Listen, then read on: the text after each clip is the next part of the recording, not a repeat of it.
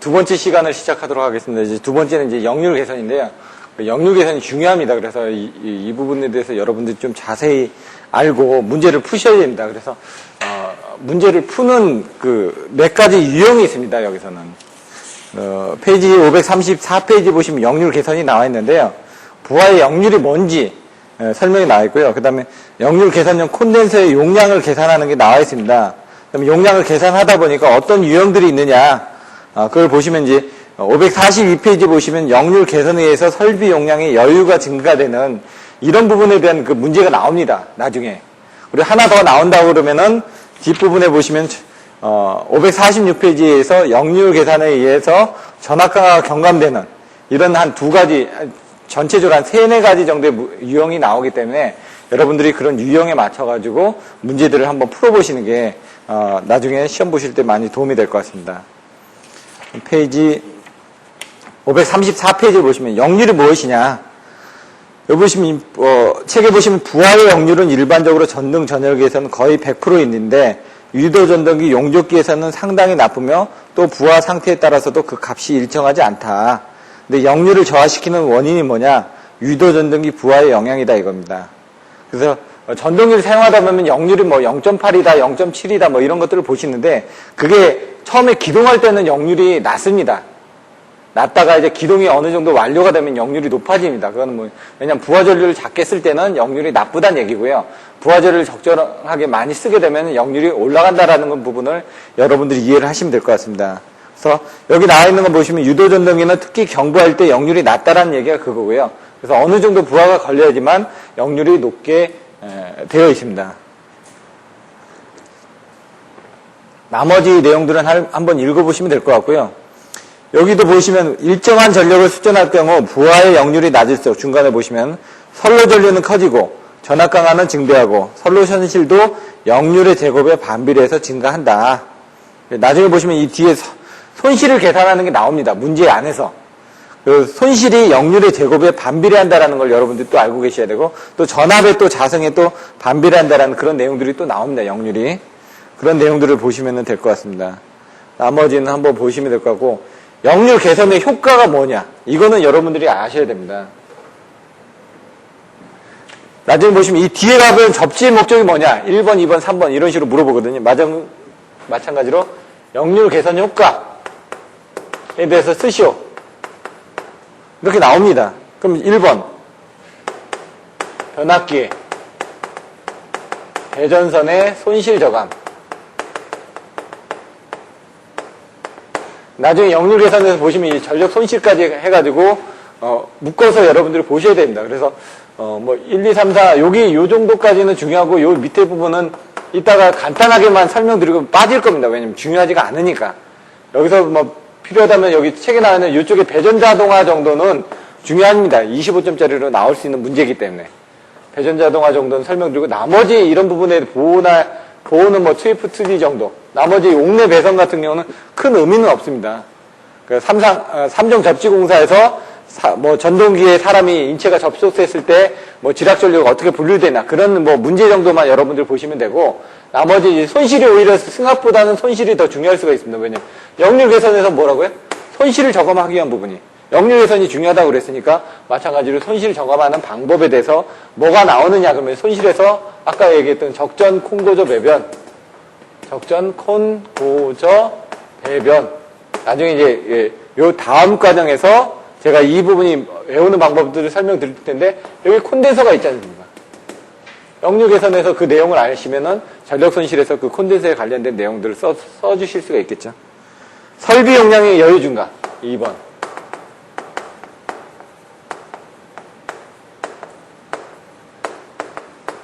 3번 전압 강화의 경감. 제가 조금 전에 시험 문제가 한 3-4문제 나올 수가 있는데 뭐라고요? 설비 용량의 여유 증가를 하거나 전압 강화 경감하는 부분에 문제가 나올 수 있다고 말씀드렸죠. 그러니까 이런 유형에 대해서 역률 계산했을 때 효과가 이런 부분에 있기 때문에 여기에 관련된 유형들이 문제가 나옵니다. 그래서 그 부분들을 여러분들 아셔야 되고 이 손실은 아까 뭐라고 역률의 제곱에 반비례한다고 그랬죠. 이 뒤에 보시면 수식 안에 이 손실 계산하는 게 나옵니다. 그러니까 이 세 가지를 여러분들이 정확하게 알고 계시고 거기에 대해서 어떤 식으로 이제 문제들이 나오는지 알고 계셔야지만 이 역류 개선에서는 많은 도움이 됩니다. 그래서 이 부분은 반드시 알고 계셔야 되고요. 전력용 콘덴서 같은 경우는 단상과 산상의 그림이 있는데 이거는 살펴보시면 될 것 같고요.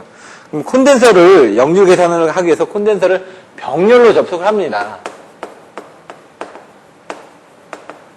직렬 접속하고 차이는 있습니다. 나중에 직렬 접속을 하게 되면 그게 끊어지면은 문제가 됩니다. 회로가 구성이 안 되니까.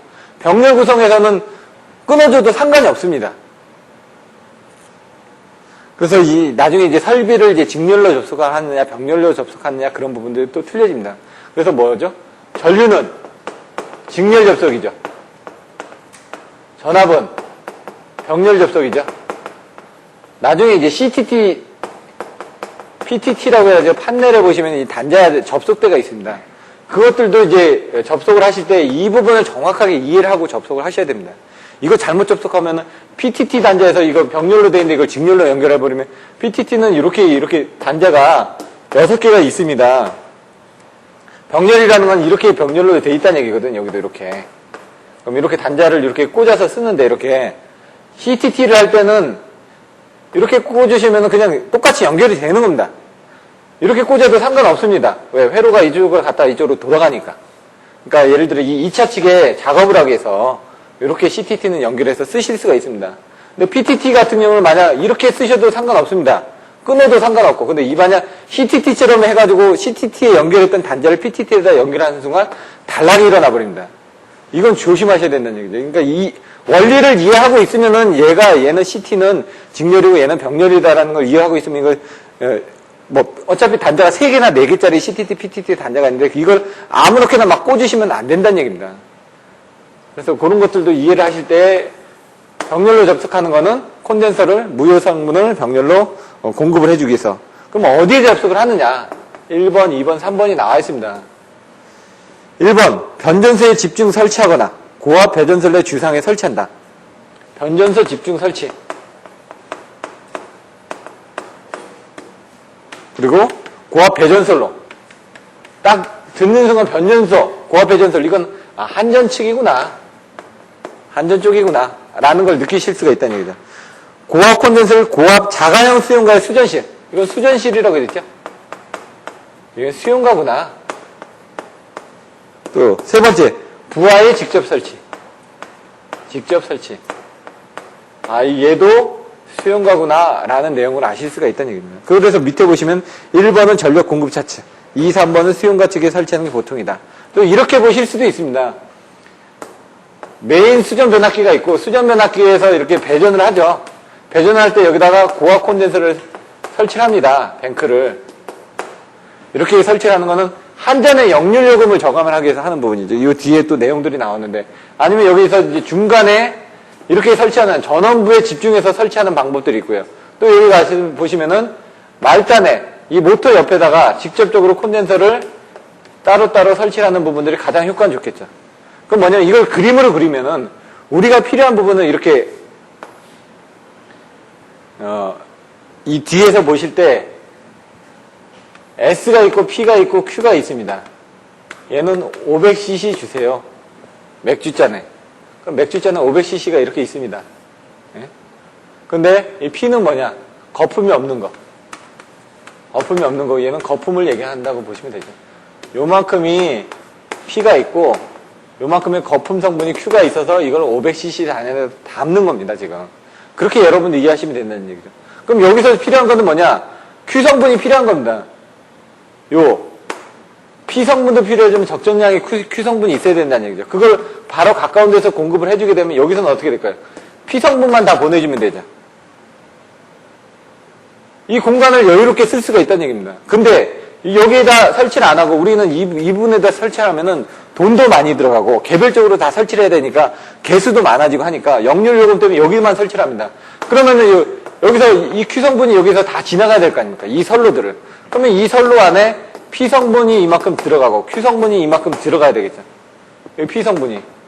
그럼 보내줄 수 있는 피성분의 양이 작아지겠죠. 그러니까 뭐 발열이 된다든가 여러 가지 문제점들이 많이 생기는 겁니다. 그래서 우리가 역류를, 한전에서는 역류를 1로 해가지고 송전을 합니다.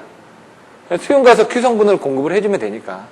이런 식으로 이제 그림을 가지고 여러분들이 이해를 하시면은, 아, P가 이거고, Q가 이거고, S가 이거다. 이해를 하시면 거기에 따른 부분을 나중에 좀 더 이해를 하시기 쉽습니다. 그러면은 왜 여기다 설치를 안 하고 여기다 설치를 하는지에 대한 내용이 이제 책에 나와 있습니다. 왜? 보시면은, 저하 콘덴서는 부하에 근접해서 설치되므로 역류 개선 효과가 직접적이고 효과도 전 계통에 미치게 된다는 좋은 점은 있으나 가동률이 낮고 각각에 투입할 때마다만 이렇게 붙여줘야 되니까 가동률이 낮다는 얘기죠. 투입할 때마다 들어가는 거니까. 근데 얘는 항상 들어가 있으면 되거든요. 왜냐면 여기에 대한 역류만 있는 게 아니라 다른 부하 설비에 대한 역류들도 있기 때문에 가동률 자체는 얘가 더 유리하다는 얘기입니다. 단위 용량의 가격도 고압 콘덴서의 3배 정도로 비싸지기 때문에 용량이 3배 정도 비싸진다고 합니다. 저압은. 용량 대비. 배전솔로에서는 일반적으로 고압 콘덴서가 사용한다. 그럼 그 전에 얘기했던 저압 콘덴서는 용량이 작기 때문에 마이크로 패럿. 고압 콘덴서는 여기는 KVA로 표시를 한다라고 책에 나와 있습니다. 그걸 가지고 이제 델타일 때 결선하고 델타 결선일 때하고 Y 결선에서의 무효 전력, Q 성분. 이걸 어차피 Q 성분을 보시면은 C 성분이죠, 이게. 이 C 성분에 대한 용량을 계산하는 부분이 그 다음 페이지에 나와 있습니다. 정전 용량을 계산하면은 델타 결선하고 Y 결선이 나오는데 이렇게 된다라고 되어 있습니다. 결론적으로 그때는 저는 어떻게 했냐. Q는 3CV 자승으로 그냥 설명을 드렸습니다. 델타 결선하고 Y 결선을 보시면 델타 결선일 때는 전압이 상전압이니까 이건 30V 자승이 된다. Y 결선에서 Q는 30V인데 이 V가 상전압이 아니라 상전압이 되죠. 여긴 성간전압이 되는데 이건 상전압이 되니까 이거는 3C에다가 V 값이 루트 3으로 나눠져 있는 전압이 걸리다 보니까 루트 3의 자성이면 3이니까 3, 3 없어져서 얘는 CV 자성을 해서 실질적으로 공급할 수 있는 Q 성분이 얘는 CV 자성이 되고 얘는 30V 자성이 되기 때문에 델타 결선에서는 Y 결선보다는 3배의 용량을 더 크게 쓸 수 있다. 라고 설명을 드렸습니다. 그 내용입니다, 사실은. 여기 보시면은, 식 14-8 밑에 보시면 델타 결선으로 접속할 때 필요한 콘덴서의 정전 용량, 마이크로 패럿은 Y 결선으로 접속하는 경우에 3분의 1로 충분하다는 것을 알 수 있다. 왜? Y 결선보다 3분의 1로 충분하다. 3배 더 큰 용량이 공급이 되니까. 그렇게 이해를 하시면 됩니다. 근데 그거를 이제, 전압으로 그냥 여러분들이 이해를 하시면 편하고, 그 다음에 그거를 이제 C 성분으로, 여기는 Q 성분으로 제가 봤습니다, 제가. 이제는 이 C 성분을 보셔야 된다는 얘기예요. Q를 나눠가지고 C 성분을 하게 되니까 C도 어차피 똑같습니다. C는 30V 자성이니까 C는 요걸 3이 밑으로 내려가야 되겠죠. 델타 결선에서는. 델타 결선에서는 3이 밑으로 내려갔고요. Y 결선에서는 3이 없는 겁니다. 이걸 그냥 거꾸로 쓴 게 이겁니다, 지금. 그렇게 이해를 하시면 되죠. 그러니까 이 수식은 그냥 여러분들 그 정도로만 봐주시면 될 것 같습니다. 나중에 요 수식을 보고 요 뒤에는 예제 문제를 풀어보시면 됩니다. 그렇기 때문에 예제 문제는 요 수식을 가지고 쓰시면 됩니다. 그래서 뭐 보시면은 이거죠. Q는 델타 결선은 3VID. 이건 델타 측에 흐르는 선전류란 얘기고요. 그걸 계산하면 되는 거고 Y측에서는 선전류는 루트 3의 V의 I의 Y측. 여기는 S라고 되어 있는데 이렇게 이제 계산이 되어진다. 요 Q에 대한 용량만 이렇게 생각을 하시면 됩니다. 그걸 가지고 계산하면 어차피 C 성분은 이 수식을 그냥 거꾸로 바꿔 쓴 것밖에 없습니다. 중요한 건 이 전압이 어떤 전압이냐. 얘는 C2 자승이 되겠죠. V가 아니라 E 값이 되니까. 근데 그걸 E 값으로 했을 때는 그냥 2를 쓰면 되는데 이 2는 어차피 V 나누기 루트 3이니까 여기서는 V 자승이 되겠죠. 어떻게 기준을 해서 쓰느냐에 따라서 틀려집니다. 그럼 역률 계산용 콘덴서의 용량 계산에 대해서 한번 배우실 겁니다. 먼저 이제 여기서 좀 이해하기 좀 편하게 하기 위해서 이 그림을 이해하기 편하게 하기 위해서 먼저 책하고는 다른 식으로 설명드리겠습니다. 여기 SPQ가 있는데 이거를 코사인 세타, 뭐 사인 세타, 탄 델타 이 부분을 보셔야 되니까 그냥 그림을 그리기 편하게 이렇게 한번 해보겠습니다. 책에서는 이제 이 다음부터는 이제 반대로 이제 설명을 드릴 겁니다. 왜냐면 책에 있는 내용대로 이해를 하셔야지 더 편한데 처음에 이해를 하실 때는 이게 편하니까요. 여기 S, 얘가 P, Q. 그럼 이제 사인이 있고 코사인이 있고 탄젠트가 있죠. 코사인 세타가 역률 PF라고 그러죠. 예? 이걸 보기 위해서 그런 겁니다. 우리는 지금 역률 이 부분을 파워팩터 이걸 지금 배우고 있으니까. 사인은 어떻게 되죠? 사인은 S니까 S자를 소문자를 쓰면 이렇게 사인으로 쓰지 이렇게. 그러니까 얘 S 이렇게 하니까 사인은 뭐냐?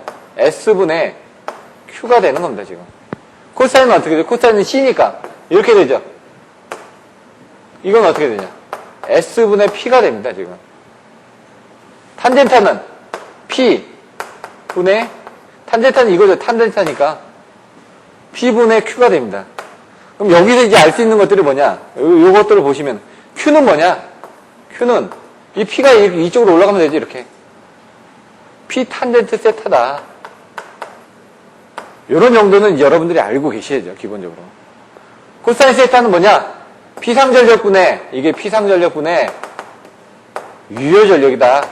이런 것들은 이제 기본적으로 알고 계신 상태에서 이제 이 그림을 보셔야지만 이해가 됩니다. 그래서 요것들은 여러분들이 알고 계시고요. 그 다음에 이제 들어가 보면은 이제 나중에 이제 그림을 그리거나 수식을 풀 때는 이 책에 있는 내용들을 써주시는 게 낫습니다. 근데 여러분들이 이해를 하실 때는 이 방법으로 이해를 해주시는 게 낫기 때문에 이렇게 그렸고요. 이제 보시면은 거꾸로 이걸 밑으로 내려놓은 겁니다. 왜? 우리가 지금 앞에서 배웠던 S는 P-JQ로 그냥 여러분들이 여기 P 플러스 JQ에서 컨주게이트를 취한 부분을 마이너스로 이제 처리해서 보기 편하게 하기 위해서 그냥 한 겁니다. 그림을. 그래서 또 그림을 이렇게 그려보시면 이렇게 돼 있고, 이렇게 돼 있고, 이렇게 돼 있고, 이렇게 돼 있죠. 그럼 이게 밑으로 내려갔으니까 여기 S가 되겠죠? 여기가 S가 되고, 여기가 P가 되고, 여기가 Q들이 될 겁니다. 이렇게. 여기 뭐 S1, S2 이런 식으로 된다라고 하면은. 근데 요거를 이제 책에 있는 그림에서는 여기 세타1, 여기 세타2 이렇게 해놓은 겁니다. 요거는 요걸 이 책대로 똑같이 해야 되니까 P0에 다시 사실상 개선 전을 대부분 뭐 S1, S2로 이렇게 써줘야 되는데 책에 있는 대로 똑같이 해서 그냥 설명드립니다. 요게 개선 전이고 요게 개선 후고 왜? 이만큼의 더 설비가 들어가니까 우리가 공급해 실질적으로 뭐냐? 우리가 쓰고 있는 건 다 고정되어 있습니다. 이렇게 쓰고 있는 건 고정된 상태에서 얼마를 보내줘야 돼? 아까 그 면적처럼 얼마를 보내줘야 되냐? 우리가 쓰고 있는 면적은 요거밖에 안 됐는데 얼마만큼 보내줘야 되느냐? 이 전체적인 양을 본다는 얘기입니다. 지금 전체적으로 P하고 Q까지 다 합해져 있는 이 S 여기 부분을 보는데 우리가 역률이 지금 Q 성분이 이렇게 많이 들어갔을 때는 요만큼의 S 성분을 P 상전력을 보내줘야 되고 요만큼의 Q 성분만 공급됐을 때는 요만큼의 지금 S만 보상을 해주면 되기 때문에 훨씬 더 이 Q 성분이 작았을 때가 더 유리하다. 그 얘기입니다. 지금 내용은. 그걸 가지고 여러분들이 이 Q 성분을 작게 하기 위해서 이렇게 올려주기 위해서 얼마를 공급을 해야 되느냐. 역률을 계산하기 위해서 역률이라는 게 이 세타거든요. 여기 있는 이 코사인 세타인데 이 역률을 계산하기 위해서 이 Q 성분을 얼마나 공급을 해줘야 되는 게 이 장의 가장 큰 문제라는 얘기입니다. 그 Q 성분을 공급하기 위한 부분이 손실 점검하거나 설비 용량의 여유 증가를 하거나 전압 강화의 경감에서는 요거를 조금 더 확대 해석해서 다른 식으로 보는 겁니다. 근데 기본 컨셉은 이걸 가지고 계셔야 됩니다. 이런 유형의 문제가 가장 쉽게 나오는 거고 그 다음에 2번, 3번 유형은 조금씩 어렵게 나오는 거죠. 약간 더 꼬운 문제입니다. 여기 책에 있는 대로 내용을 보시면 P0는 P-JQ는 뭐 P- 탄젠트 세타. 제가 얘기했죠. Q는 P 탄젠트 세타라고. 그래서 여기서 Q를 P 탄젠트 세타로 바꿔놓은 겁니다. 나머지는 그냥 그 수식대로 보시면 됩니다. 그래서 Q는 P의 탄젠트 세타인데 세타1 마이너스 여기서 세타1 마이너스 세타2로 돼 있다. 탄젠트 세타2로 돼 있다. 왜? 요게 Q란 얘기죠. P 탄젠트 세타 이 부분 전체 부분에서 여기 부분을 빼주면은 우리가 원하는 이 부분이 된다. 이겁니다, 지금. 전체에서 1번 이게 1번입니다. 요게. 그리고 얘가 2번. 2번을 빼주면은, 그럼 어떻게 되죠? 여기. 요만큼은 3번이 되겠죠? 3번이 된다. 이걸 갖다 그냥 쓴 겁니다, 그냥. 내용은. 그걸 그냥 보시면 되고, 그걸 변형하면은 이와 같이 뒤에 수식이 또 나온다고 했습니다. Q는 P의 코사인 자승 세타분의 1 마이너스 1. 여기 앞에 들어가야 됩니다. 마이너스. 여기 탄젠트 세타를 이렇게 바꿔놨다는 얘기입니다.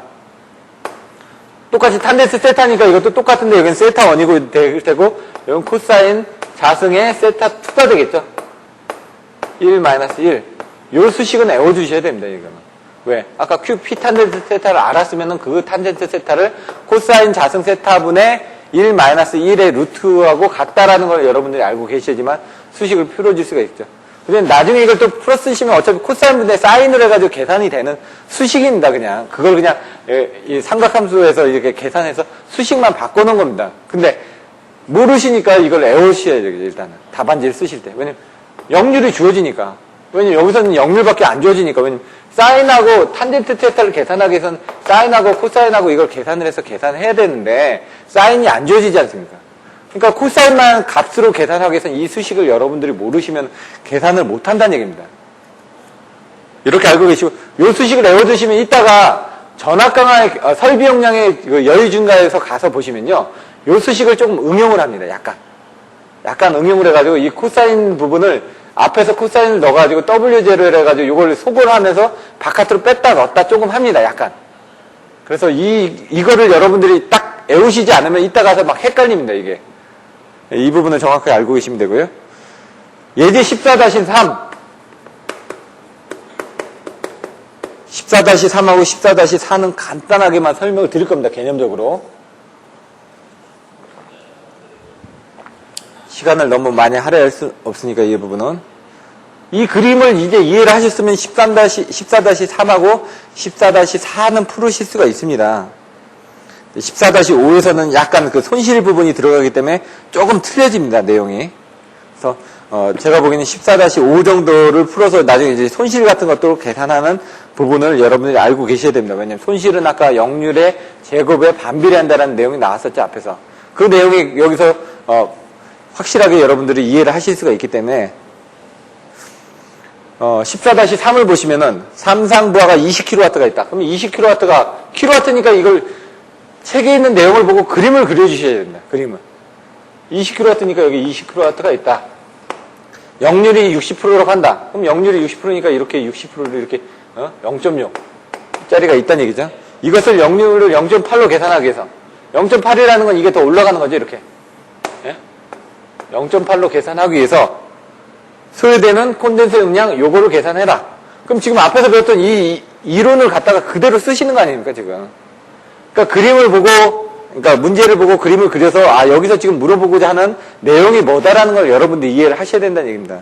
그래서 그걸 자꾸 그림을 그리고 도표하고 시각화해가지고 여러분들이 해주시면 편하다는 얘기입니다. 그 다음부터는 Q는 P 탄젠트 세타를 해가지고 앞에서 설명드렸던 P 탄젠트 세타 여기에서 이 수식에 대한 수식을 넣어서 계산을 하시면 된다는 얘기입니다.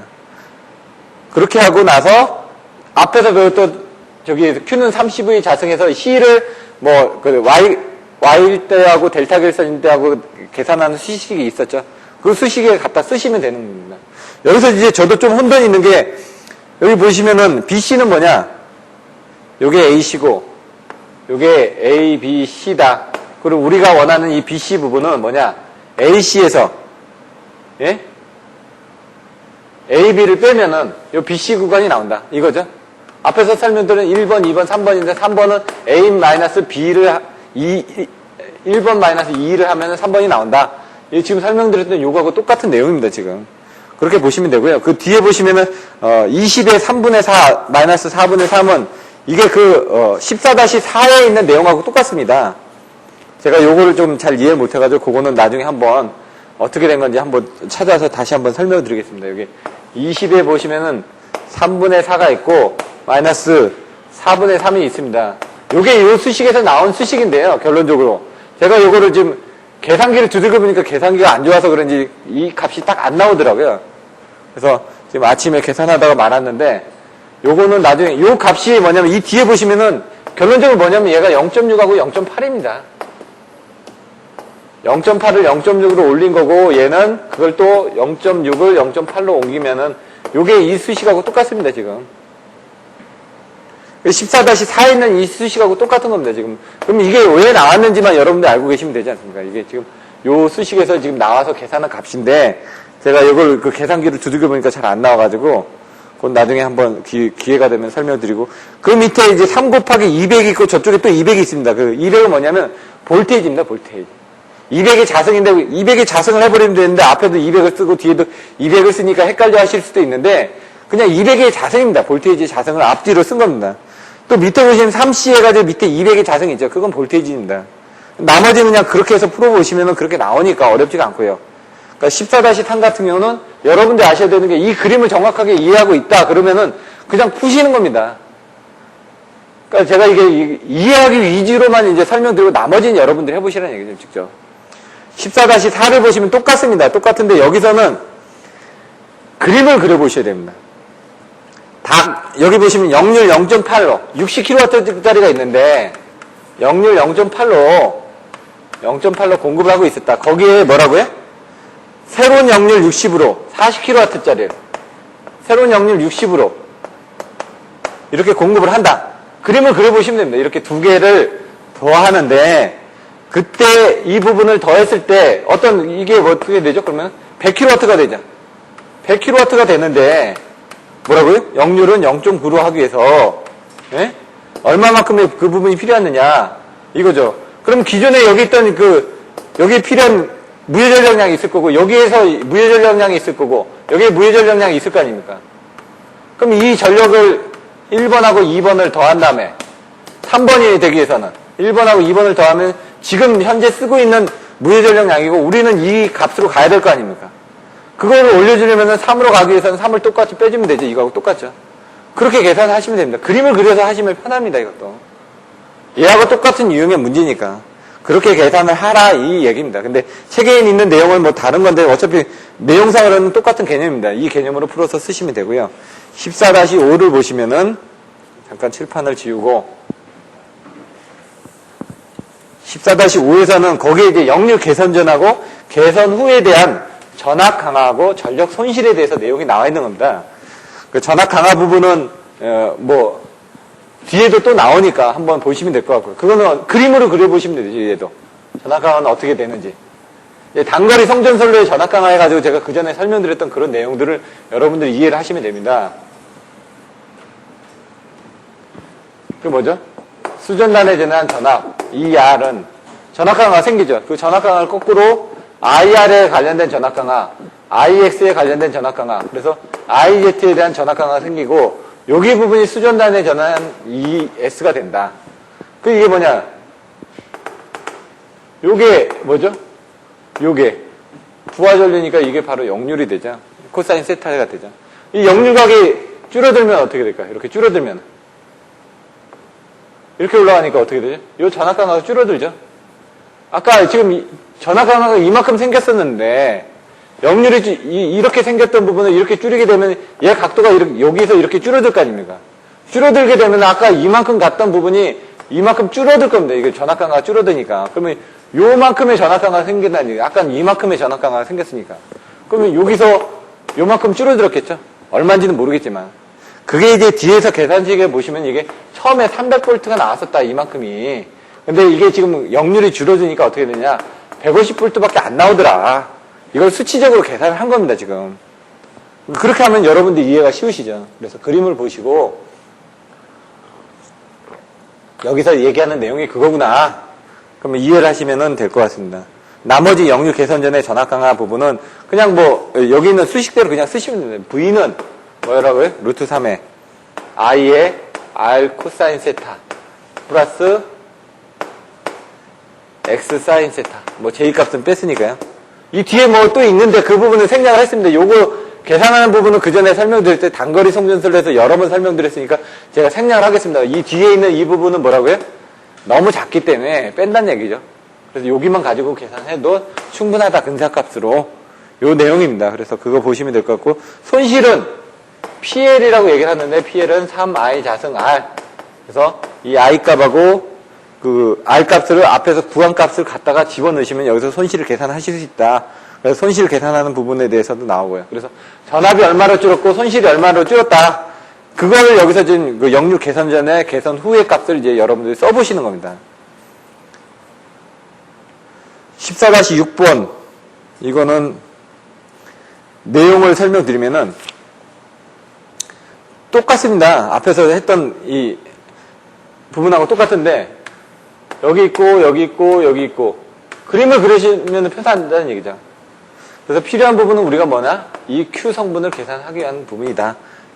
결론적으로 그 소유 컨덴서가 들어감으로 인해 가지고 전력 손실이 얼마나 저감이 됐고, 예? 배전 손실의 저감이라면서요. 첫 번째가 그러니까 손실이 얼마나 저감이 됐는지, 전압 강화가 얼마나 저감이 됐는지, 그리고 뭐 여유 용량 얼마나 증가가 됐는지 역류 계산함으로써 1번, 2번, 3번 처음에 키워드 나왔었죠. 그건 여러분들 반드시 외우고 이해를 하셔야지만 여기 있는 관련되어 있는 문제들을 푸실 수가 있죠. 여기서는 이제 부하전류를 가지고 계산합니다. 이제 14-6에서는 전체적인 내용만 제가 한번 설명드리면은 이건 여러분들 직접 한번 풀어보셔야 되는데 흐름은 어떻게 되냐면 먼저 여기서 이제 전압 강화를 계산합니다. 왜냐면 실질적으로 여기서 문제에 주어진 거는 수전실에서 전압. 아까 여기서의 전압만 나와 있습니다. 여기 2900V라고. 그럼 우리는 이제 송전단에서 대한 전압을 모릅니다. 요 ES를. 그러니까 여기서 지금 ES를 모르니까 얼마만큼 떨어졌는지를 모르죠. 전압 강화가 일어났는지. 그래서 얼마만큼 떨어졌는지 이 전압 강화를 모르는 겁니다. 그래서 전압 강화를 계산하기 위해서 여기 선로에 흐르는 전류를 먼저 계산하는 겁니다. 전류를 계산하면은 부하 양이 나와 있으니까 300kW라는 부분이 있으니까 300kW라는 걸 이용을 해서 2900V가 걸렸을 때 여기 흐르는 선로 전류는 얼마냐, 여기 흐르는 이 선로 전류는 얼마냐, 그 선로 전류를 계산하면 거기에 대한 R 성분하고 X 성분이 있으니까 여기 IR하고 IX 해가지고 여기 떨어져 있는 이 전압 강화를 계산해서 이 실질적으로 여기에서 전압을 계산할 수가 있지 않습니까? 그 전압을 계산하기 위해서 계산한 다음에 그 계산값을 이용해서 하면 나중에 3050V가 나옵니다. 3050V가 나오면은 이 부분을 이제 역류를 계산하게 되면 이것처럼 이런 부분들이 역류를 계산되면 얘가 조정이 될 거 아닙니까? 조정이 되니까 이 부분이 줄어들겠죠. 그러면 3050V에서 지금 이만큼이 2900V로 떨어졌었는데 2900V가 아닌 조금만 전압 강화가 일어난 그 지점이 얼마냐. 그걸 이제 계산을 해낸다는 얘기죠. 그래서 그렇게 계산하게 되면은 평상시 때는 여기서는 380V가 떨어졌었습니다. 380V가.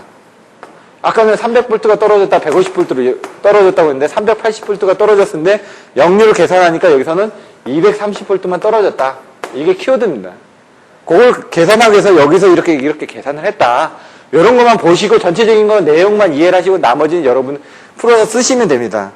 그래서 그걸 다 계산하면은 뭐 손실은 어떻게 되고 여기에서 필요한 요거 역류를 아까처럼 요 역류를 계산하기 위한 콘덴서 용량은 어떻게 되고 손실은 얼마가 나온다 이겁니다.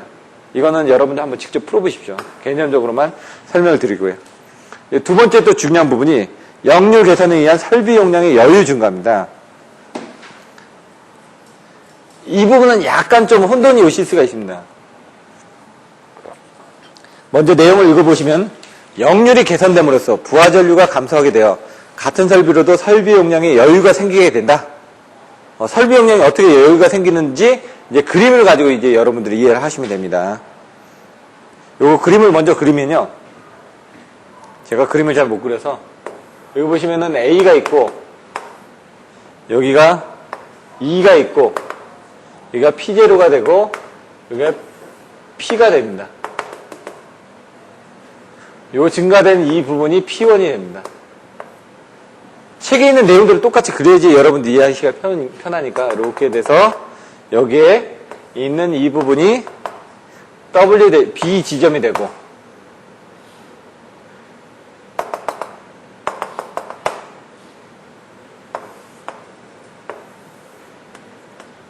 C, D, E가 됩니다. 여기 딱 보시면 그림을 이렇게 그렸다는 얘기죠. 여기 지점이 A, 요 지점이 B, 요 지점이 C, 요 지점이 D, 이 지점이 E 해가지고 A, B, C, D, E 이렇게 올라가면서 그렸구나. 그 다음 전체적인 게 P고 그 다음에 여기 P0고 여기 P1이다. 그럼 여기서 전체적인 건 W가 되겠죠? 여기도 마찬가지로. W가 되는데, 여기까지는 W0가 될 테고, 여기까지는 W1이 되겠다. 이런 식으로 기준을 딱 보고 그리시면 됩니다. 그림을 그릴 때.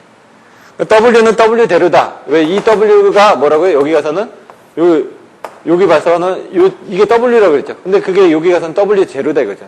왜? 요게 요쪽으로 갔을 때 여기에서 W는 W대로다. 이렇게 돼 있죠. 그리고 요거는 세타1이다. 세타2다. 여러분들 그림을 그리실 때도 어떤 식으로 딱 유형을 가지고 딱 그리시면 된다는 얘기죠.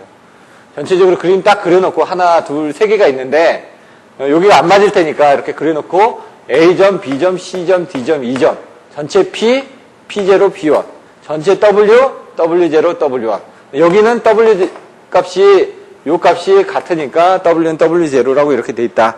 그리고 세타1, 세타2 이렇게 그려주시면 된다는 얘기예요. 여기서 이제 얘기하는 요 지점이 이제 F 지점이 여기 하나가 이렇게 또 나옵니다. 이렇게 F 지점이 또.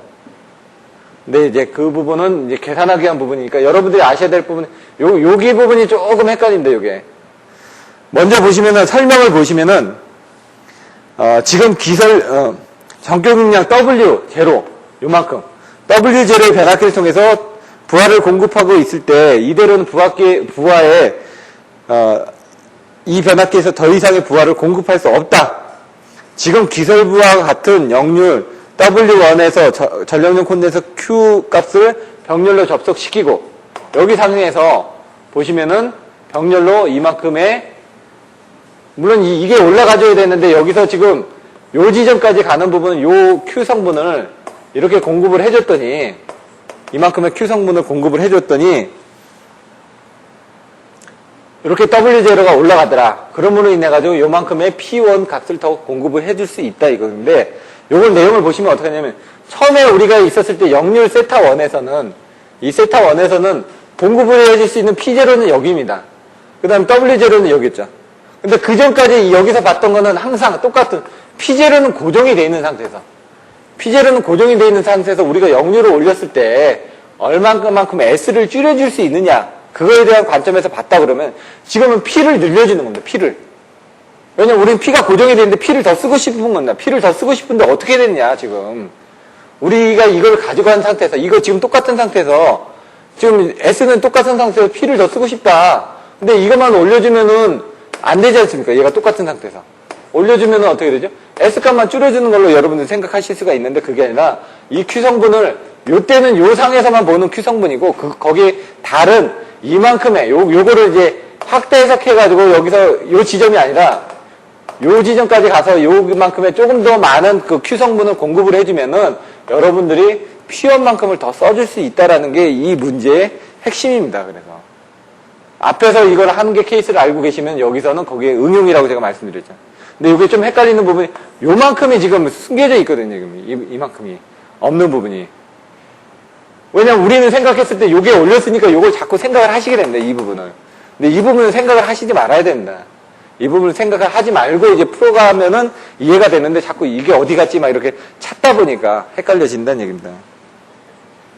그래서 제가 아까 앞에서 봤던 Q는 P 탄젠트 세타라는 Q는 그 P 탄젠트 세타라는 이 수식을 가지고 쓰시게 된다고 제가 말씀드렸죠.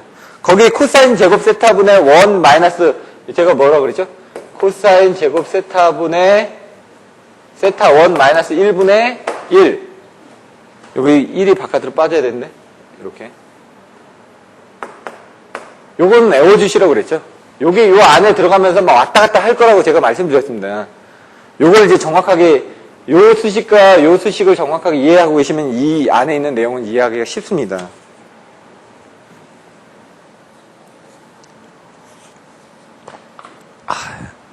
확실히 그 전날 무리를 하면은 힘드네. 지금 어제 포항을 갔다가 밤에 와가지고 지금 아침에 제가 새벽 기차를 타고 올라왔거든요. 그러니까 새벽 기차 타고 온 날은 저도 항상 힘들어서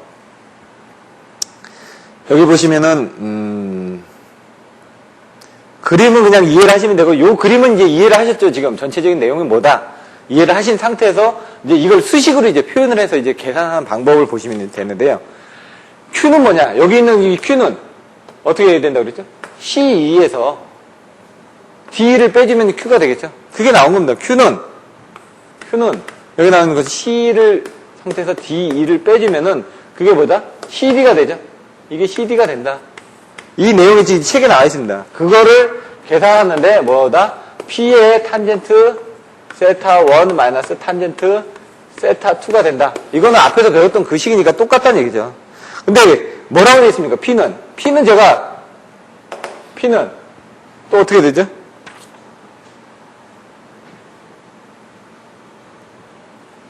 P를 W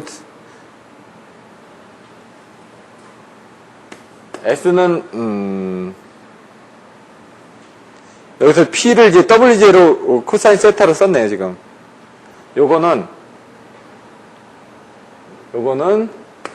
W0의 코사인 세타 2의 탄젠트 세타 1 마이너스 탄젠트 세타 2입니다. 뒤에는 이 수식은 똑같죠? 이 P 부분만 요거로 바꾼 겁니다, 이렇게. 왜? 요 P는 뭐죠? 여기 지금 W0라면서요, 요게 W0. P는 이 W0의 코사인 세타를 하게 되면, 이렇게 하게 되면 이 P 값이 나오죠? 그걸 쓴 겁니다, 지금 요 수식이. 그림을 보시면 이해가 되는데, 이 수식만 보시면 이해가 안 된다는 얘기예요. 그림하고 같이 보시면. 그럼 W0 코사인 세타는 여기 W0 부분을 같다라고 여기서 했기 때문에, 이 W0가 왜냐면 1이기 때문에 이게 그대로 가면 이 원의 원주상에서 있는 그 부분하고 똑같은 겁니다, 지금. 이렇게 됐고, 요거를 이제 나눠서 쓰기 위해서 똑같이 쓰시면은 W0의 코사인 세타 2가 됐고, 이 탄젠트 세타 1, 탄젠트 세타 2를 나눌 때 어떻게 한다고요? 루트를 씌운 다음에 코사인 세타 1의 자승이죠. 자승 세타 1의 1 마이너스 1 하고 또 마이너스 한다면 얘는 뭐라고요? 코사인 자승 세타 2분의 1 마이너스 1이 되겠죠. 이렇게. 그 수식이 14-12까지 되는 겁니다. 근데 그거를 이제 요걸 변환한 겁니다. 요 뒷부분은. 어떻게 변했냐. W0의 코사인, 이건 여러분들이 직접 다 써보셔야 됩니다. 지금 세타 2고, 요 앞부분은 그대로 놔뒀고, 코사인 자승 세타 1 분의 1 마이너스 1인데, 이 부분을 어떻게 변환했다고? 루트를 바깥으로 뺀 겁니다. 이 밑에 것만. 그러면은, 이 부분은 어떻게 되냐. 이 부분이 1이 되겠죠. 루트를 바깥으로 뺐으니까 요게 1이 있었으니까 1이 있고 요 마이너스 1 부분은 어떻게 되냐. 코사인 자승 세타 2분의 코사인 자승 세타 2가 1이었지 않습니까? 이 코사인 자승 세타 2 여기 부분을 바깥으로 뺀 거니까 요 밑에 부분은 코사인 자승 세타 2가 되고 이 윗부분은 요 밑에 코사인 자승 세타 2의 루트를 뺐으니까 얘는 코사인의 세타 2가 되겠죠. 자승을 루트를 뺐으니까 이렇게 된다는 얘기죠. 요걸 이렇게 풀어서 쓴 겁니다, 지금. 거기 상태에서 이 코사인 세타2를 또 여기서 지금 이 세타2가 있지 않습니까? 세타2가 있고. 그걸 이제 소거를 해가면서 없애는, 나가는 과정입니다. 지금 보시면은 이게 Q거든요? 근데 여기다 이제 W0를 또 나눠놨습니다, 이렇게. W0를. 14-13 가면. 여기 W0로 나눠졌으니까 이게 또 없어지겠죠? 그러니까 여기는 이제 코사인 세타2만 있다는 얘기죠, 이렇게. 14-13을 보면은. 앞에는 똑같으니까. 여기다가 루트에 코사인 자승 세타 1분의 1 마이너스 1 똑같죠. 근데 여기는 뭐 어떻게 되죠? 이 세타2를 앞에서 지금 나누면서 여기서 소거가 됐으니까 얘도 지금 소거가 돼야 될 거 아닙니까? 그러니까 빠졌으니까 얘는 1 마이너스 코사인 자승 세타2가 되는 거죠, 이렇게. 그러니까 막 왔다 갔다 한다라고 제가 얘기를 했는데 이가 헷갈리실 수가 있기 때문에 아까처럼 여기 부분하고 여기 부분만 정확하게 이해를 하고 계시면 그다음부터는 쓰는 건 요거 하나만 지금 헷갈리실 수 있는데 그건 그림을 그려가지고 여러분들 쓰시면 된다는 얘기죠. 여기서 이제 또 뒤로 넘어가는 부분도 또 똑같습니다. P0는, 요 P0는 어디라고요? 여기 W0에 코사인 세타 1이 되죠. 그러니까 P0는 W0의 코사인 세타 1이 되니까. 그걸 이제 여기다 또 나누는 겁니다. 여기다가 아까 W를 제거를 했었는데, 여기 나눈 게 이 값이었죠? 요 값에다가 다시 P0를 나누게 되면은, 여기서 또 나눠지니까 이걸 또 W0로 나눠진 거를 또 코사인 세타 1으로 또 나눠줘야 되겠죠? 보시면 이제 14-14에서 가장 큰 부분은 맨 앞에 보시면은 여기 코사인 세타 1이 여기 들어가 있습니다. 이렇게. 거기 부분은 나눠진 거고, 이 뒷부분에 여기 돼 있던 부분이 여기 없었는데 여기 또 코사인 세타 1이 또 나눠졌습니다. 왜? 요 수식에서 이게 들어가니까 여기 부분에 나눠지고 여기 부분에 나눠져야 되겠죠. 요 두 개가 차이가 있는 겁니다, 지금. 앞에 거하고 14-13하고 14-14의 차이점은 코사인 세타1하고 코사인 세타1이 여기 들어갔다는 것밖에 없습니다. 나머지 것들은 이제 그런 식으로 이제 풀어서 쓰시면은 이와 같이 공급이 된다. 라는 얘기입니다. 그럼 14-7하고 14-8은 여러분들 한번 풀어보십시오. 이거는 지금까지 전체적인 내용을 설명드렸으니까 한번 풀어보시면 되는데, 이 수식이 전개되는 과정을 아까 이 그림을 정확하게 이해하시면은 어렵지 않게 쓰실 수 있다는 얘기입니다. 14-2의 4, 역률 개선에 의한 전압강압 경감 부분까지 하고 쉬도록 하겠습니다. 지금 보시면은 지금 1시간이 됐네. 아까 40분에 시작을 했으니까 50분이니까 그 세 번째 중에 세 가지가 있다고 그랬죠. 손실의 저감, 전압강압의 경감, 그리고 전압강압의 경감은 세 번째였고, 두 번째가 설비 용량의 여유 증가. 이제 마지막 번인 이제 전압강압의 경감 부분입니다. 그 전압강압 경감이 어떻게 되는지 아까 앞에서 이미 설명을 드렸습니다. 300V에서 150V로 떨어지고 380에서 230V로 떨어지는 부분이 어떻게 된다고요? 이렇게 되고 이렇게 되고 이렇게 되는 부분에 대해서 이만큼의 전압강화가 생겼다는 얘기죠. 예? 부하 역률이 이만큼이었을 때는. 근데 부하 역률이 바뀌어서 전류는 똑같은데 부하 역률이 바뀌니까 어떻게 될까요?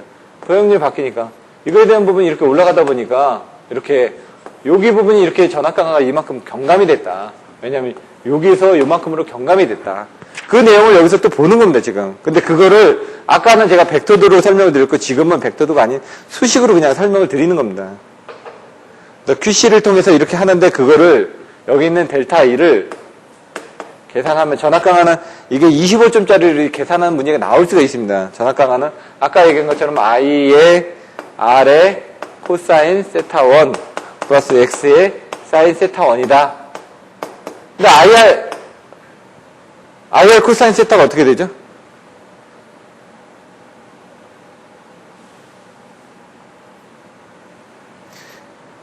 이거는 이제 자료를 가지고 이제 설명을 드리겠습니다. 이건 자료를 보시면 아니까, 그 자료 있는 걸 가지고, 이제 PR로 나오고 ER로 나눠지는 부분, PR에 뭐 QX 해가지고 나중에 곱해지는데, 그건 자료를 보시면 될 것 같고요. 요거를 이제 환산해서 이제 나중에 보시면 PR분의 뭐 V자승분의 QX 해가지고, 전압의 변동은 이 P값보다는 이 Q값에 의해서 더 민감하다라는 부분을 이제 그 유도하는 수식이 25점짜리가 나올 수가 있습니다. 10점짜리나 25점짜리. 그 자료를 보내드릴 테니까 그걸 한번 참조를 해서 보시면 될 것 같습니다. 그래서 이 전압강화에 대해서는 이런 부분으로 이제 나중에 정리가 되어지는 부분들이 또 나옵니다. 그래서 그건 보시면 될 것 같고, 나머지는 뭐 큰 앞에서 설명이 됐기 때문에 상관없고, 548페이지에서 하나만 더 추가를 해드리면은 이게 약간 요금제도가 올해 좀 바뀌었습니다. 기본적인 내용은 똑같은데 더 강화가 된 부분인데 그 부분은 여러분들이 알고 계셔야 될 것 같아요. 548페이지 중간에 보시면 우리나라의 전기요금 제도는 고객의 역률을 90% 미달하는 경우에는 미달하는 매 1%에 대해서 기본요금의 1%를 추가하고 90%를 초과하는 경우는 90%를 초과하는 경우에는 95%까지 1%에 대해서 기본요금의 1%를 감액하고 있다. 이 내용이 나와 있습니다. 그것만 있는 게 아니라 기준이 더 늘어났습니다. 여기가 역률이 1입니다. 역률이 1인데 아까처럼 어떻게 역률이 0.9를 기준으로 해가지고 여기서 떨어지면 역률이 0.85까지 떨어지는 마다 1%다. 예를 들어 0.89였다. 그럼 1%가 떨어졌죠. 그럼 1%를 더 내라. 추가를 한 겁니다, 지금. 근데 0.9에서 0.91이 됐다, 이렇게. 0.91이 됐다. 1% 올라갔죠. 1%를 감액을 해준다, 기본요금은. 그걸 어디까지 하냐? 0.95까지만 해준다. 0.96이라도 더 안 된다는 얘기죠. 여기서 여기까지, 5%만. 또 여기서 여기까지 5%만. 이렇게 가감을 했다는 얘기죠. 85% 이하에 대해서는 저기를 안 했습니다. 그러니까 플러스 마이너스 5%만 해주는 거죠. 플러스를 5%를 하거나, 아니면 마이너스 5%를 해주거나, 이 두 가지 방법밖에 없었습니다. 여기서 올라가는 부분에 대해서는 페널티가 없었습니다. 근데 이제 그 올라가는 부분에 페널티가 하나 더 생겼습니다. 지금 진상 부분에 대해서는 제가 법적으로 잘 기억이 안 나는데 80%인가? 90%인가? 그거를 초과하는 경우에는 또 페널티가 또 생겼습니다. 이거를 진상으로 올라가는 경우. 이런 부분이 하나 더 생겼다라는 걸 여러분들 알고 계시고, 만약 이런 부분이 나왔을 때 이런 식으로 그림을 하나 그려주신다든가 그러면 조금 더 전달하기가 편하니까 여기 부분이 생겼다라는 부분을 아시면 될 것 같습니다. 이게 아마 올 5월달인가 6월달부터 시행하는 걸로 알고 있는데 작년에 얘기가 나와가지고, 그래서 이건 뭐냐면 지금 사실 수영가 측에서는 이거에 관련된 역률만 생각을 했었지 진상에 대한 부분은 고려를 안 했었다는 얘기입니다. 근데 한전에서 이제 진상 부분에 대한 것들도 아까 얘기한 것처럼 진상 부분에 대해서 문제가 생기는 게 뭐라고요? 선로 충전에 의한 장애. 아까 얘기했던 5-8에서 뭐가 있었죠? 페란티 현상하고 발전기 자기 현상, 자기 여자 현상. 근데 이 발전기 자기 여자보다는 이 페란티 현상에 대한 문제들이 많이 생기다 보니까 그 페란티 현상을 줄여주기 위해서 우리들이 어떻게 하죠? 션트 리액터를 투입을 하죠. 션트 리액터를 투입하는 용량들이 자꾸 커지다 보니까 수용가 측이 이런 부분을 올라가지 못하게끔 제재를 하는 겁니다. 지금은. 그전까지는 고려를 안 하다가. 그만큼 이런 부분들이 대두가 되고 있다는 얘기입니다. 전원 품질에 대해서 문제가 생기기 때문에 고주파에 대해서도 수용가 측에 대해서 막 얘기를 하고 있고요. 근데 고주파에 대한 것들은 좀 아까 얘기한 것처럼 전압에 대한 3%, 1.5%, 전압이 66kV 이하까지는 전압 THD를 3%로만 제한을 한다.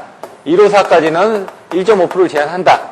이런 기준밖에 없기 때문에 지금 그 부분은 다 만족을 합니다. 전압이 왜곡률이 그렇게 되지는 않으니까. 근데 만약 여기다 전류 왜곡률을 갖다 대기 시작하면은 그때부터는 좀 문제가 커집니다. 그래서 옛날에 그 한전 쪽에서 배전선로에 대해서는 전류 그 고주파 외역률을 그 표준으로 잡기 위해서 용역을 했었습니다. 근데 하다 보니까 너무 부하들이 많고 하다 보니까 그 부분을 지금 그 기준을 못 내놓고 있습니다. 코에 걸면 코걸이, 귀에 걸면 귀걸이니까. 그래서 잣대를 정확하게 대기가 힘들기 때문에 우리나라는 아직까지도 아까 얘기했던 IEEE 오일구에 대한 기준들을 그냥 범용적으로 그냥 많이 사용을 하고 있을 뿐이지 그게 법적인 강제 규정은 없습니다. 근데 그게 나온다 그러면 문제가 될 수도 있겠죠. 그런 부분이 있고요. 예제 14-9 부분은 앞에서 보셨던 것처럼 역률이 75%에서 90%로 개선을 했을 때 얼마만큼의 전기요금을 저감을 할 수 있느냐. 그거는 뭐 킬로와트당 얼마냐. 시간은 양에 따라서 틀려지니까 그 부분을 보시면 될 것 같고요. 이 14-9 같은 경우는 그렇게 크게 중요하지는 않고요. 14-10 같은 경우는 한번 계산해 보셔야 됩니다. 왜냐하면 Q에 대한 용량이 있으니까. 이렇게 해서 14-10 콘덴서 설치 장소의 선정 같은 거 아까 설명을 드렸었죠. A에 설치하는 경우, B에 설치하는 경우, 그 다음 C에 설치하는 경우, D에 설치하는 경우, E에 설치하는 경우. 그래서 그 부분에 대해서 어떻게 된다. 말단에 설치하면 설치할수록 더 좋아진다. 하지만 거기에 대한 비용적인 부분의 문제라든가 여러 가지 효과들이 보수 점검하기도 힘들어지고, 왜냐하면 여러 군데 다수 있기 때문에. 그런 내용들이 페이지 551페이지에 있습니다. 그래서 1, 2, 3, 4, 5 이 부분은 아까 제가 그 면적으로 설명드렸죠. 이렇게 S가 있으면은 이쪽에 P가 들어가고 이쪽에 Q가 들어가고 이런 식으로 해가지고 뭐 유지보수라든가 이런 내용들에 대해서 여러분들이 한번 읽어보시면 될 것 같습니다. 여기 보시면은 어떤 부분에 가장 설치를 하냐 551페이지에 보시면 비교적 대용량의 부하에 직결을 한다. 소용량의 부하의 집합장소에는 묶어서 일괄로 설치를 한다. 종합적인 부하 역률 개선용 콘덴서는 수전 측 고압모선에 설치한다. 이런 목적을 가지고 설치를 하면은 조금 더 그런 부분을 부하 변동을 줄일 수 있을 것이다. 그리고 콘덴서 용량 같은 경우도 보시면은 한 200이나 300kV별로 해가지고 쪼갭니다. 뱅크를. 예를 들어 지금 변압기가 이렇게 있다. 변압기 용량이 크다. 그러면 콘덴서 뱅크를 하나, 둘, 셋 이런 식으로 해가지고 뱅크화 해가지고 요거를 APFR로 해가지고 APFR 뭐냐? 오토매틱 파워 팩터 레귤레이터 뭐냐? 자동적으로 역률을 조정해 주는 거다. 그래서 자동 역률 조정기라고 얘기를 합니다. 나중에 여러분들이 이제 이런 것들을 하실 때 이제 원어를 좀 더 알아주시면은 이 내용을 쉽게 설명을 해주실 수 있습니다. 자동으로 여기 사이리스터 제어가 있어서 여기 이제 메인 단에 여기 같은 경우는 뭐 전단이 될 수도 있고 후단이 될 수도 있는데 이 역류를 보는 겁니다. 그냥 역류를 봐가지고 얘가 0.9로 세팅이 돼 있다. 0.95로 세팅이 돼 있다. 그 밑으로 떨어지면 이 0.95까지 올릴 수 있는 그 Q 성분을 우리가 계산했던 것처럼 얘가 계산해서 몇 개를 투입할지를 넣어주는 겁니다. 시그널을. 그래서 여기서 계산에 컨트롤러가 있는 겁니다. 컨트롤러에서 아 지금 역률이 500짜리가 필요하다. 그러면 200짜리가 있다. 200짜리가 3개가 있다. 그러면 약간 과보상은 되겠죠. 1번 투입, 2번 투입, 3번 투입 이런 식으로 시그널을 보내줍니다. 그러다 용량이 이제 역률이 어느 정도 올라갔습니다. 올라갔으면 이제 필요한 역률을 그 컨트롤러에서 제어를 하기 위해서 아 역률이 너무 많다. 내가 필요한 건 400인데 지금 600에 공급되고 있다. 그럼 하나를 죽여도 되겠죠? 그럼 죽이는 시그널을 보내줘서 이렇게 죽여준다는 얘기입니다. 이런 식으로 이제 해주는 부분들이 더 늘어났다. 근데 이걸 이제 메인만에 사는 부분이고 여기 나와 있는 것처럼 이제 분기반에서 쓰는 거에 따라서 어떤 부분이 틀려지는지는 여러분들이 그 부분을 보시면 될 것 같습니다. 그래서 이런 것들은 이제 중요한 건 이제 컨트롤러가 중요한 겁니다. 다. 이 설비들은 다 똑같습니다. 근데 여기에 대해서 역률 개선용이라면 예를 들어 이거는 이제 고압인데 저압용 같은 건 어떻게 했냐? 저압은 딱 정해져 있습니다. 500. 500에서 이거 표를 이렇게 쓰는 게 나입니다. 500에서 2000. 2000. 이거는 용량이다. KVA, 변압기 KVA. 거기에 설치하는 역률 개선용 콘덴서의 용량. 몇 프로 정도 하냐? 거꾸로 보시면 됩니다. 밑에 있을 때는 5%, 4%, 3%. 2000kV짜리 3%면 어떻게 되죠? 60kVAR인데 콘덴서는 뭐라고? 그냥 KVA로 그냥 쓴다라고 했죠. 고압용 콘덴서는. 근데 저압용은 60kVA라는데 이거는 실제 마이크로 패럿입니다. 이거는 4%면은 예를 들어 1000짜리다. 중간이니까 1000짜리는 40kVA, 500짜리는 25kVA. 용량이 작으니까 작은 만큼 조금 더 그 손실이 많이 발생하니까 얘를 좀 더 키워준 겁니다. 근데 여기에는 이런 식으로 돼 있으면은 아까 역률 계산용 콘덴서는 이런 거고 변압기에 여기 있는 부분은 이제 고압 측에 설치하는 콘덴서고 고압 측이다 보니까 용량을 이렇게 단계별로 나눠서 썼다는 얘기고요. 그럼 여기 어떻게 하냐? 여기다 리액터를 이렇게 답니다. 리액터를 몇 프로를 닫냐? 아까 이제 고주파에서 다 설명은 안 드렸지만 5고주파는 어떻게 된다고요? 5의 자성분의 1이라면서요. C성분이 4성으로 가니까. 그럼 어떻게 되냐? 25분의 1이니까 얘는 0.04가 나옵니다. 아, 4%짜리 리액터를 여기다 달면은 여기다 4%짜리 리액터를 달면은 L과 C가 있을 텐데 얘가 0.04인데 얘도 4%짜리 달면 얘하고 얘가 공진이 일어난다는 얘기죠. 공진이. 그러니까 4%짜리를 피해라. 공진이 일어나지 않게 그래서 4%보다 큰 6%짜리를 달아라. 그래서 여기다 다는 리액터를 6%짜리를 달게 되는 겁니다. 이렇게. 그러면 3고주파는 어떻게 될까요? 3의 자성분의 1. 그러면 이게 9분의 1이거든요. 그러면 이게 0.11입니다. 이거보다 항상 플러스 2를 하시면 됩니다. 플러스 2를 하면 어떻게 되죠? 13%짜리를 달아라. 13%. 얘는 6%를 달았으면 얘는 13%. 그러니까 13%보다 달려있다 그러면 그냥 3고주파 억제형으로 다른 겁니다. 항상 유도성으로 만들기 위해서. 용량성으로 만들면 나중에 공진이 일어날 수가 있기 때문에 유도성으로 만들어 놓는 겁니다. 왜? 자꾸 이게 늘어나거든요. 그럼 요거 기준으로 낮춰놓으면은, 용량성으로 되면 얘가 자꾸 커지는데, 나중에 이 공진점을 만나게 될 거 아닙니까? 만나게 되니까 아예 그렇게 크게 설정을 해놓으면, 공진점보다 위에 설정을 해놓으면 얘가 이렇게 올라가니까 공진점을 절대로 만날 수가 없겠죠. 그래서 유도성으로 설계를 해놓은 겁니다, 얘를. 그래서 이렇게 있는데, 문제는 이게 또 있습니다. 이게 Q성분은 뭐라고요? Q는 3CV 자성이라고요. Q값은 이렇게 돼 있습니다. 딱. 근데 문제는 전압이 틀려집니다. 이 전압이.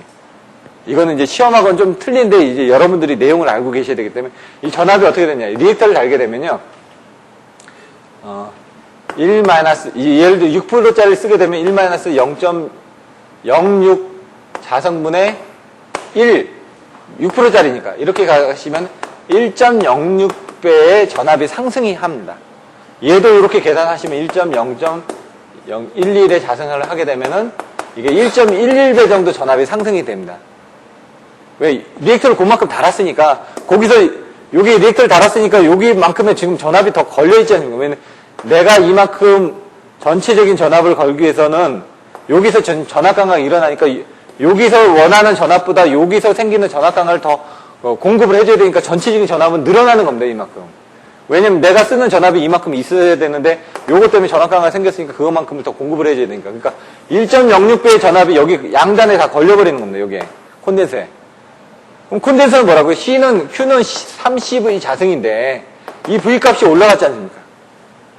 Q는 딱 정해져 있습니다, 여기. 왜냐면 콘덴서 외부에 보시면은 300kV에 딱 정해져 있죠. 예? 그럼 우리가 필요한 건 C 성분이 필요한데, 정전용량이 필요한데, 전압이 여기 380V 기준의 전압이 걸려있을 때 300kV였는데, 전압이 올라가 버렸습니다. 400kV로. 400V로. 그럼 어떻게 될까요?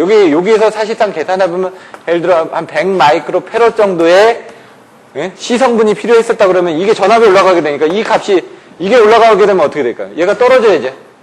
그래야지 이 값이 맞춰지니까. 그러니까 이 전압이 올라가면서 얘는 실질적으로 한 80 마이크로 페럿밖에는 정전용량을 공급을 못 해주는 겁니다. 그러다 보니까 역류 개선이 더 안 되는 거죠. 그래서 그런 것들을 하실 때는 나중에 고저파 필터를 달게 되면은 이 전격을 더 키워서 써주셔야 됩니다. 사람들이 이제 잘 모르는 부분이 이 부분을 키워서 써주셔야 되는데 그냥 기존에다 이것만 달면 되겠지 하고 또 달아놓고 보니까 또 이런 문제가 또 발생돼가지고 이런 것들도 바꾸고 하는 그런 과정들이 또 나오게 됩니다. 그래서 요건 실무적인 부분이지만 여러분들이 나중에 답안지를 쓰시거나 아니면 혹시 면접을 보실 때 그런 부분을 얘기를 하실 때 어차피 자격증 따고 여러분들이 어차피 실무를 하실 때 이런 내용들을 알고 계셔야지만 더 응용을 하실 수가 있으니까. 그러니까 이론만 안다고 되는 게 아니라 실무에 가서 보시면 이런 이론을 정확하게 알고 계시면 다 해석이 됩니다. 해석이 되는데 경험을 하셔야 되기 때문에 그런 부분을 설명드렸고요. 잠깐 쉬었다가 나머지 부분들 한번 보시면 되고 잠깐 쉬었다가 전력 손실 부분 그리고 나머지 부분들 간단하게 정리를 해드리도록 하겠습니다. 잠깐 쉬도록 하겠습니다.